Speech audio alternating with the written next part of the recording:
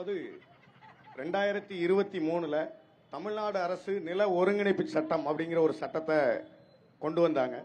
இந்த சட்டத்தோட சாராம்சாரம் என்னன்னா, ஒரு தனியார் நிறுவனங்களுக்கு தேவை அப்படின்னா, தொழில் வளர்ச்சிக்காக தேவைன்னா, நீர்நிலை, ஏரிகள், குளங்கள் தனிநபருடைய எதனாலும் ஆக்கிரமிப்பு செஞ்சுக்கலாம், எடுத்துக்கலாம் அப்படின்னு அந்த சட்டத்தில் சொல்லியிருக்கு. அதை எதிர்த்து விவசாயிகள் 2023ல இருந்து அந்த சட்டத்தை எடுக்கணும் அப்படின்னு சொல்லி நாங்க தொடர்ச்சியா போராடிட்டு வரோம். இது வரைக்கும் முதலமைச்சர் வாய் திறக்க மறுக்கிறாரு. எந்த பகுதி நீங்க, உங்க பேர் எந்த பகுதி? எஸ்கே அருமைராஜ். நான் விவசாயிகள் சங்கத்துல மாவட்ட செயலாளர் இருக்கேன், கைத்தார்.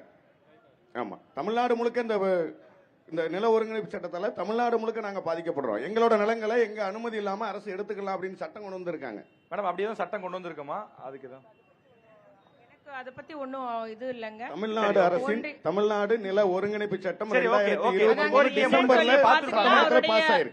அவருடைய கோரிக்கையை சொல்றாரு. அதை நம்ம என்னன்னு சொல்லி நாங்க மேல எடுத்து கவனம் சொல்றாங்க. என்னுடைய முடிவு இன்னைக்கு எனக்கு தெரியல.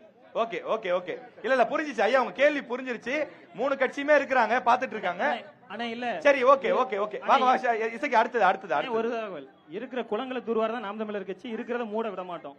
ஓகே, அடுத்தது தூத்துக்குடி